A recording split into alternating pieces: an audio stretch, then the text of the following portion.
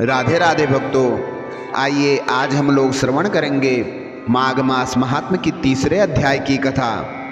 राजा ने कहा, हे ब्रह्मन, भृगु ऋषि ने मणि पर्वत पर विद्याधरों को क्या उपदेश दिया था, उन सबको मेरी जानने की प्रबल इच्छा है, सो कृपा करके मुझसे कहिए।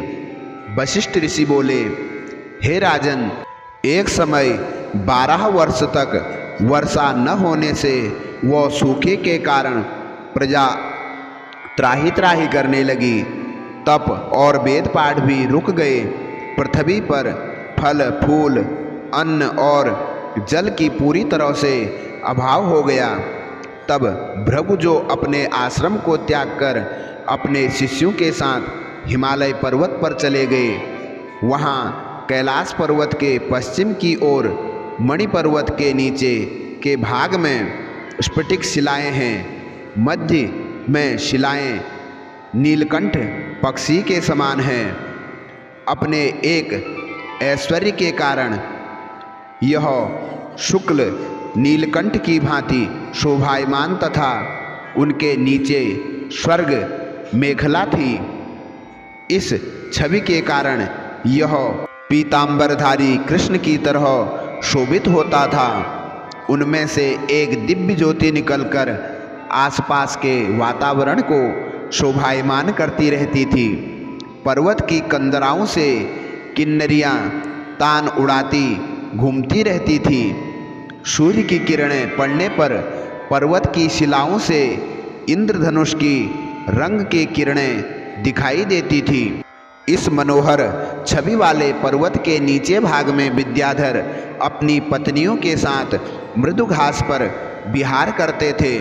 पर्वत पर बनी रमणी गुफाओं में संसार का त्याग कर आए हुए महात्मा दिन रात तपस्या करते थे। उस पर्वत की कंदराओं में बैठकर महात्मा रुद्राक्ष की माला हाथ में लिए महादेव जी का भजन करते थे। चारों ओर का वातावरण सुंदर एवं शांत था।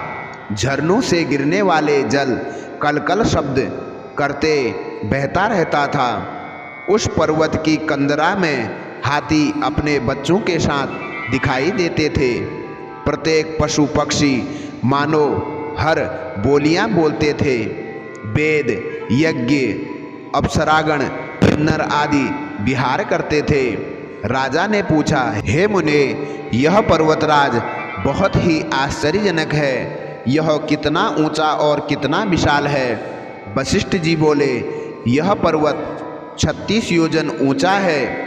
इस पर अनेक प्रकार के वृक्ष तथा उत्तम लताएं शोभा पाती हैं। क्योंकि पृथ्वी पर दुर्भिक्ष पड़ जाने के कारण इस पर्वत पर गए थे, अतः इस पर्वत का वातावरण को देखकर अति प्रसन्न हुए। उन्होंने उसी पर निवास करने का विचार किया। एक सुंदर कंदरा में वे निवास करने लगे और भृगु जी तपस्या करने लगे। तो अभी आपने श्रवण करी माघ मास महात्म्य की कथा में तीसरे अध्याय की कथा। इससे आगे की कथा आप लोग चौथे अध्याय में श्रवण करेंगे। जय श्री राधे, हर हर महादेव, जय गंगा मैया।